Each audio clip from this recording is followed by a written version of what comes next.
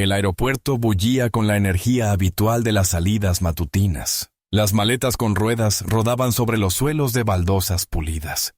Las llamadas de embarque resonaban débilmente y el olor a café quemado flotaba en el aire. En la fila de facturación de primera clase, todo parecía como se esperaba. Trajes elegantes, gafas de sol elegantes y gente que esperaba estar allí. Por eso todas las miradas se volvieron cuando dio un paso al frente.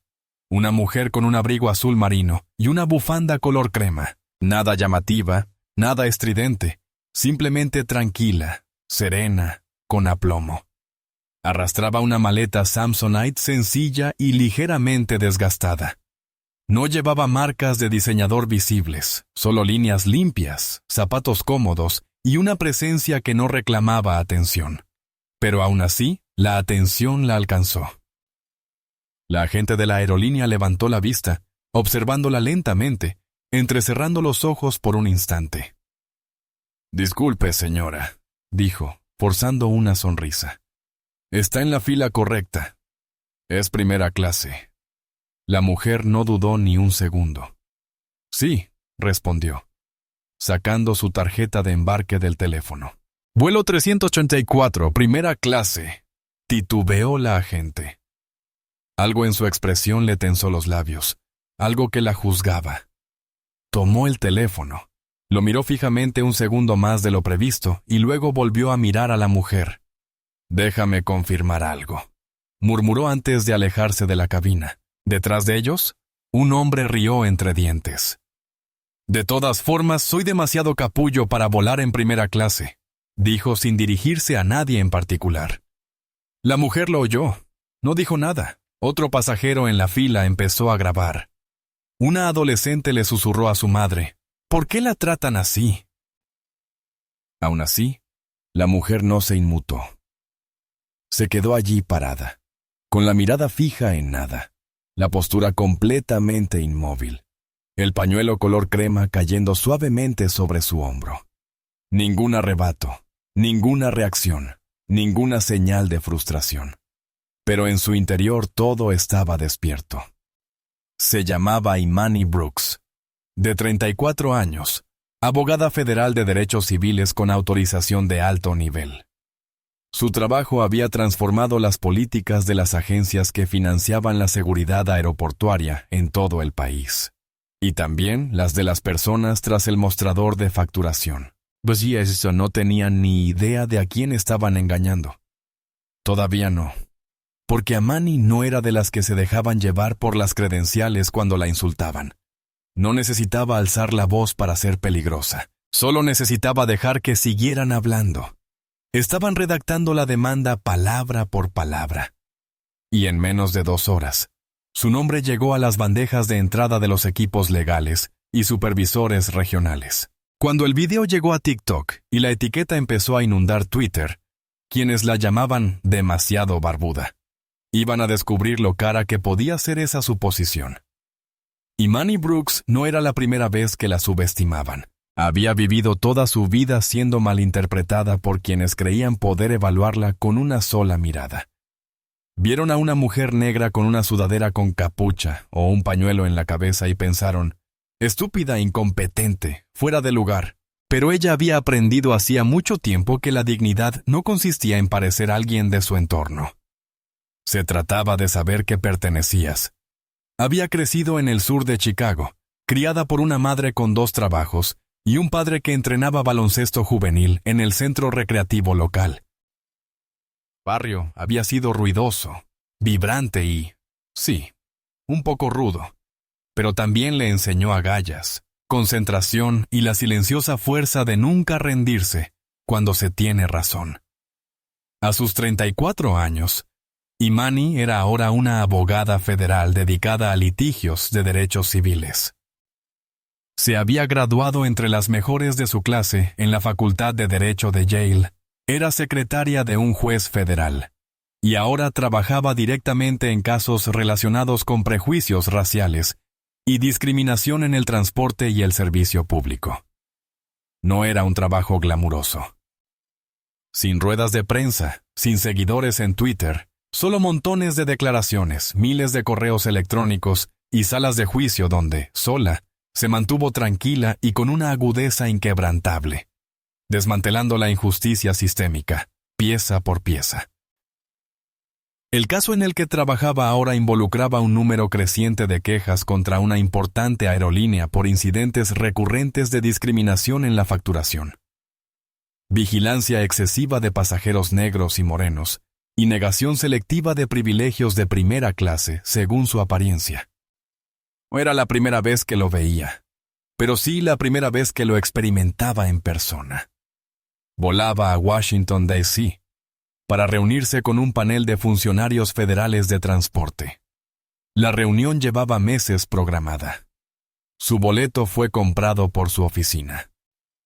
Su asiento en primera clase estaba reservado por un tiempo razonable para revisar archivos confidenciales con tranquilidad, no para estar apretada en clase turista junto a alguien que navegaba por TikTok a todo volumen.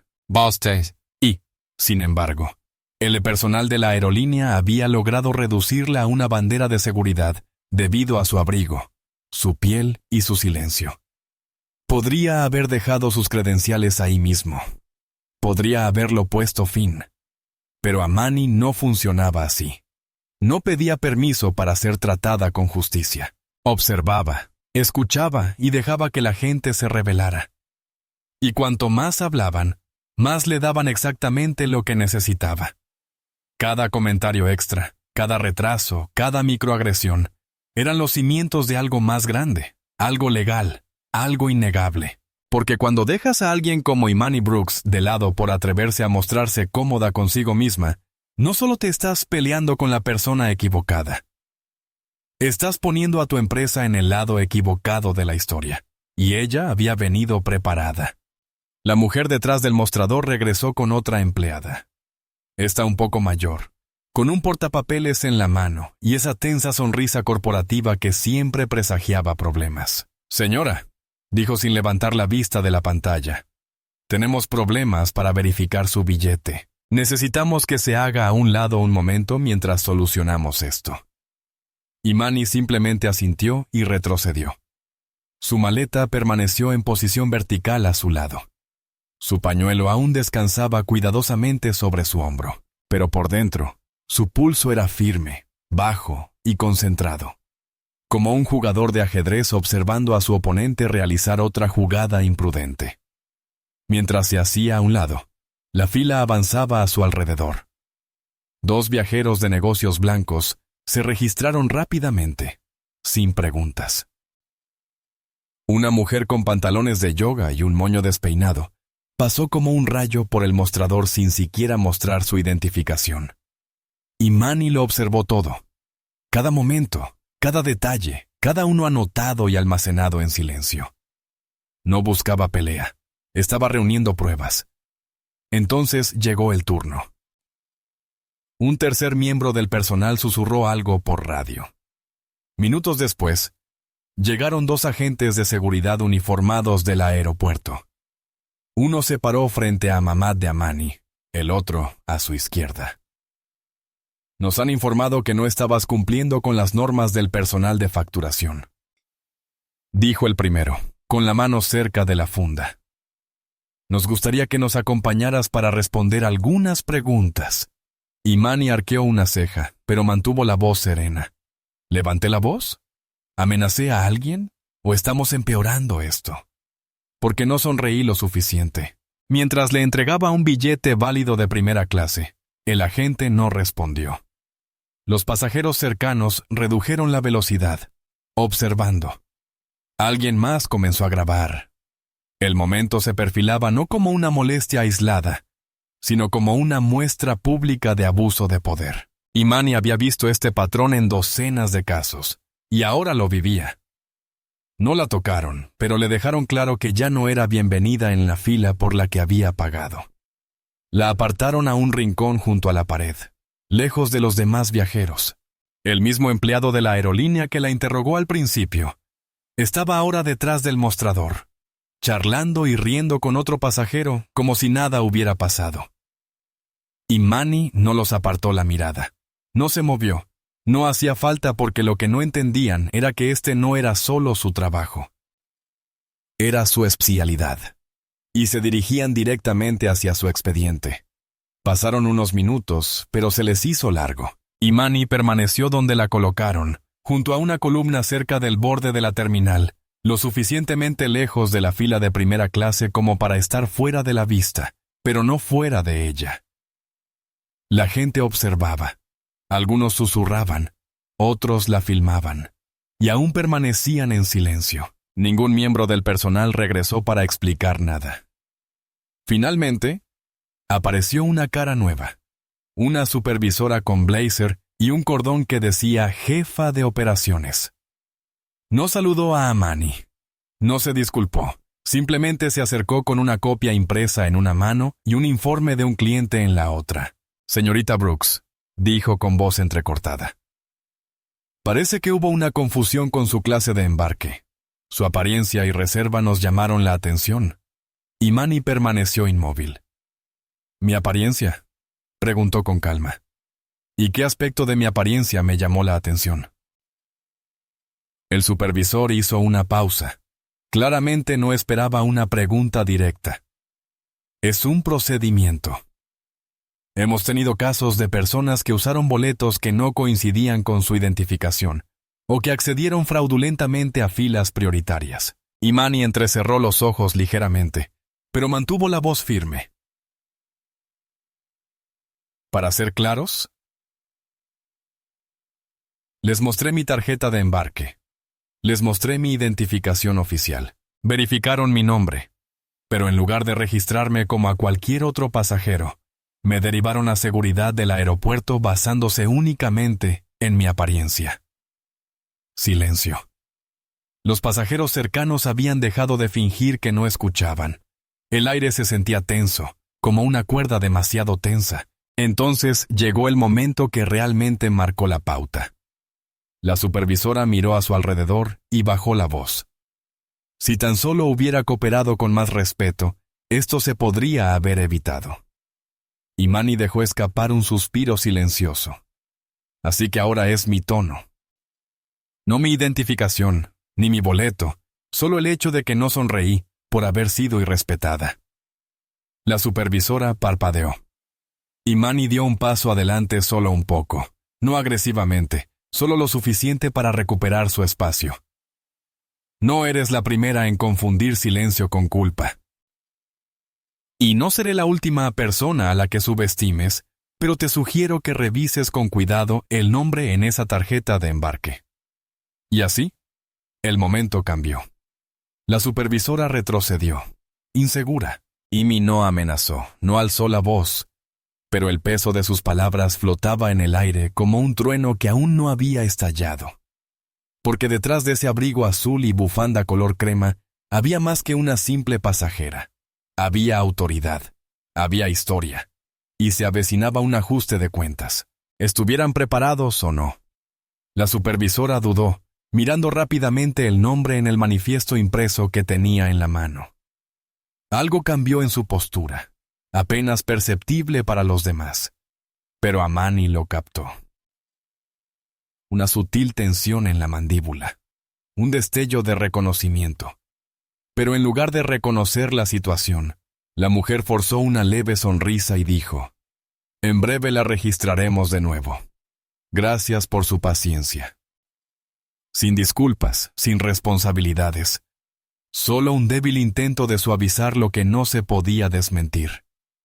Y Manny permaneció inmóvil, con los brazos ligeramente cruzados, el borde de su pañuelo color crema absorbiendo una ligera brisa del respiradero. No estaba enfadada como esperaban. Sin alzar la voz, sin exigencias, solo un silencio que quemaba más que cualquier ruido.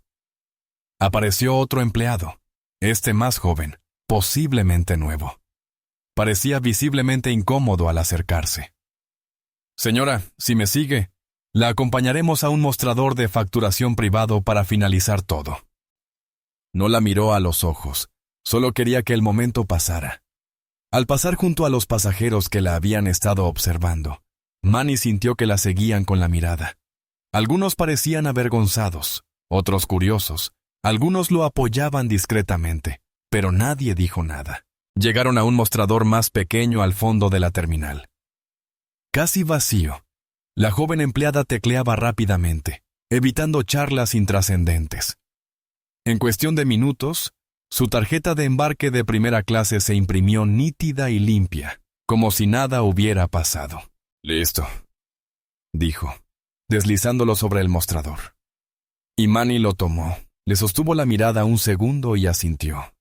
Luego, antes de irse, habló con claridad y calma. «No busco una disculpa, pero debes saber que recuerdo las caras y lo documento todo». Se dio la vuelta y se alejó. El momento no había terminado. Simplemente había cambiado. Porque lo que el personal aún no comprendía era que la mujer a la que intentaban marginar era la fiscal federal principal en un caso pendiente de derechos civiles contra su aerolínea. Acababan de entregarle algo más poderoso que la indignación. Le dieron pruebas. 3 días después, el video alcanzó los 2 millones de visualizaciones. El momento en que interrogaron a Amani en el check-in. El momento en que llamaron a seguridad. El momento en que permaneció en silencio mientras la rodeaban. Todo había sido grabado y publicado por una adolescente que esperaba en la fila con su madre. El pie de foto decía: ella simplemente se quedó allí parada, tranquila, digna, y la trataron como a una delincuente. La noticia se difundió rápidamente. TikTok, Twitter, Instagram.